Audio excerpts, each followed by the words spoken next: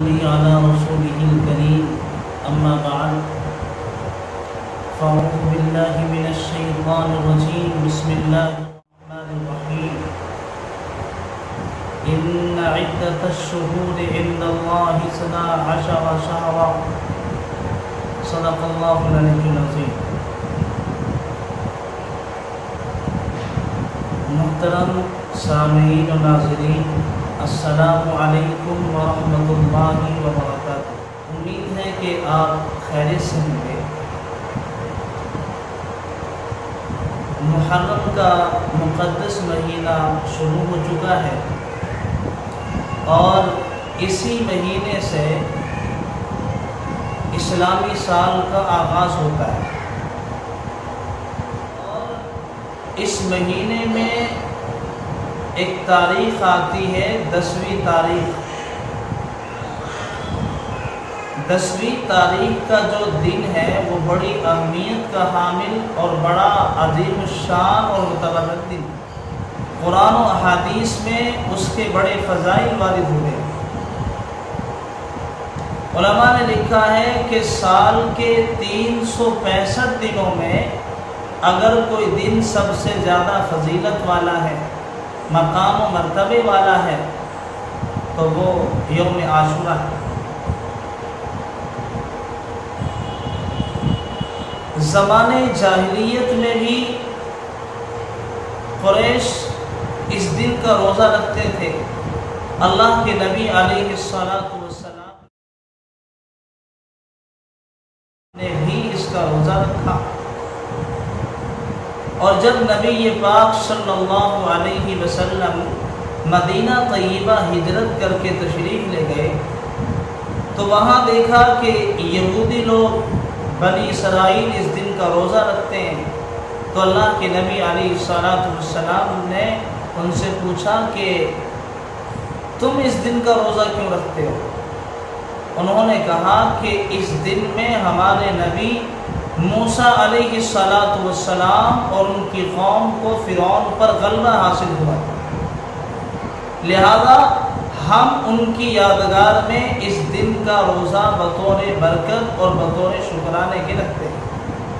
اللہ کے نبی صلی اللہ علیہ وسلم نے ارشاد فرمایا کہ اے یہودیوں، جتنا تعلق تمہارا موسیٰ علیہ الصلوۃ والسلام سے ہے، ہم مسلمانوں کا تعلق موسیٰ علیہ السلام سے تم سے زیادہ ہے.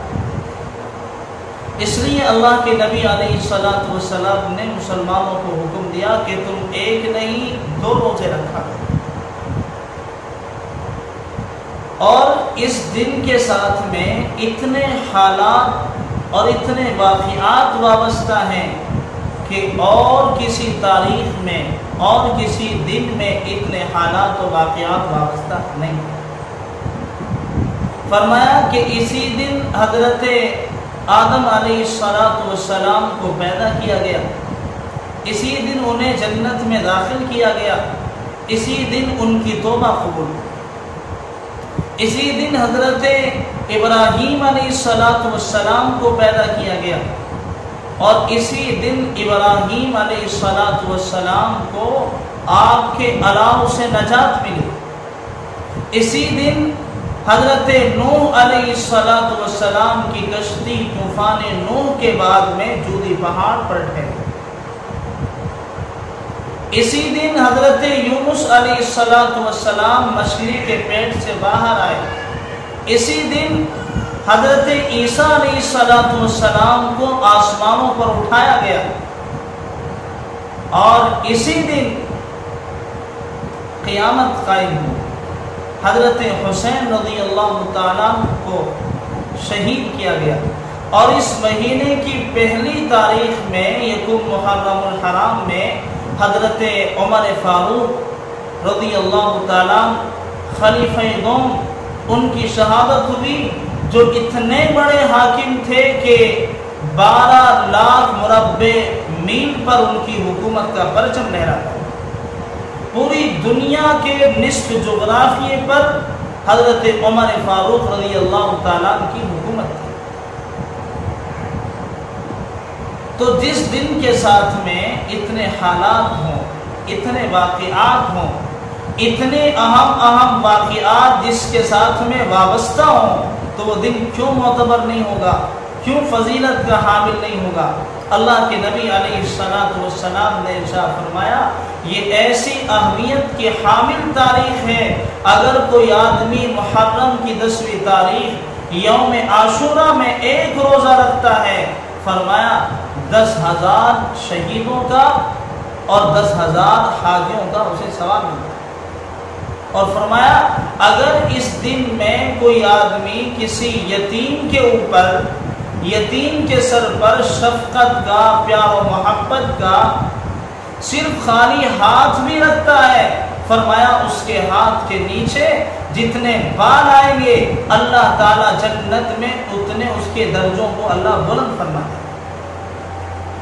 اور اللہ کے نبی علیہ السلام نے ارشاد فرمایا کہ اگر کوئی آدمی اس دن میں، اس تاریخ میں 10ویں تاریخ کو میرے کسی ایک امتی کو بھی کھانا کھلائے، کسی ایک مومن مسلمان کو کھانا کھلائے تو وہ ایسا ہے جیسے اس نے میری پوری امت کو کھانا کھلایا۔